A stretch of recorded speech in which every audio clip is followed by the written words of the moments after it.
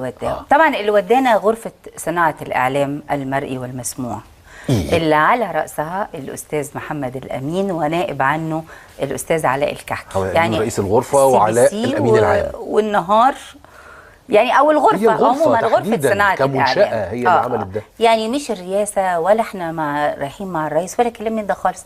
وفد شعبي، في اعلاميين، في فنانين، في طلبه جامعه، في شباب كان معانا من تمرد، في فئات عديده يعني. فاحنا من ضمن الوفد الشعبي، لكن وجودنا احنا كفنانين كان مهم في ايه؟ ليه؟ ان احنا نقدر نجمع الناس حوالينا. احنا ما وصلنا اول يوم وقابلنا المصريين الموجودين في ألمانيا، لقينا العدد يعني مش كبير قوي.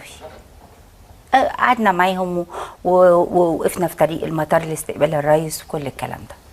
لما بدأ الناس دي كلها اتصورت معانا ونزل الحاجات دي بقى على الفيسبوك ومواقع التواصل الاجتماعي، وناس عرفت بجد ان الفنانين موجودين. خد بالك ان في ناس بتبقى موجودة في البلاد دي بقالها سنين طويلة، ممكن مش شاغلة نفسها قوي بالسياسة.